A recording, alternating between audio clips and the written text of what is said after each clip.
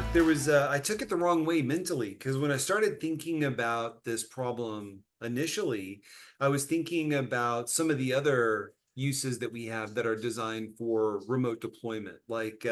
So when you think about using your phone to do facial recognition, that's a very complicated set of work. So you have to take a picture on your phone and send it across the network and then have a lot of work that's done somewhere else that then tells you if it's okay to unlock it or buy those groceries or whatever it is. So we see these other models that are designed with way less precision that do things like disambiguate a cow and a person, right? But they're both things that are intended to do something with visual data.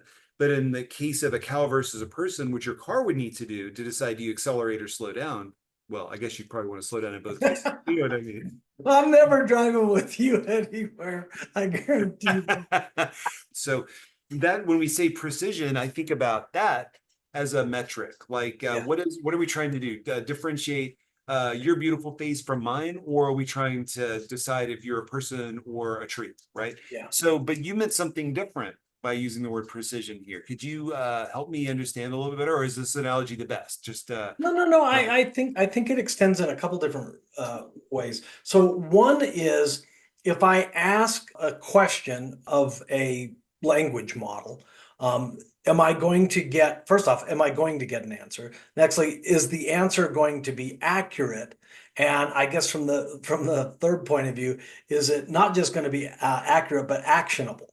So if I say, is this a cow and a person? And it says yes, that is completely accurate, but it's totally unactionable in your example, right? So we want some nuance there. We want some actionable outcomes from it. We want them not to just be made up in order to satisfy the first criteria, which can it give me an answer? I don't know anything about it, so I'll make something up. Here you go, you have an answer, right? Small language models are much narrower, right, in their focus. So the odds of getting an accurate answer are much higher, and the odds of those answers being actionable are also much higher. And I don't mean slightly higher.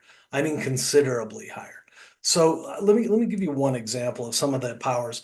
There is a small language model out there. It's about 13 billion. So in small language model terms, it's one of the bigger kids on the block called AYA, AYA. And with 13 billion parameters, this model has been able to understand 101 languages. It may not be able to tell you how many pounds equal a kilogram, but if it's a language question, how do you say, cow and person, speed up or slow down in Swahili, it can probably help you out. So, by the way, since you brought up pounds and kilograms, I want to bring up something even more interesting, which is Fahrenheit versus centigrade, which is isn't Fahrenheit more accurate because the granularity between the degrees is smaller, right? Don't they only use integers when they're measuring? Yeah, I was going to say only if you use integers. Only if you use popular consensus of the planet, then metric is by far the more accurate. Oh, I don't think so. I don't think so. Freedom units rule because they're much more granular. I think that's the most important thing that we should always talk about. This drives my scientist friends crazy when I make this observation. Just thought I'd share that with you, Mark. Well, I suppose. By the way, you can do the same thing with pounds and kilograms. You'll be 2.2 times more accurate with pounds than kilograms. Right? But as soon as you go to centimeters, millimeters, oh, now we're talking whole other eggs.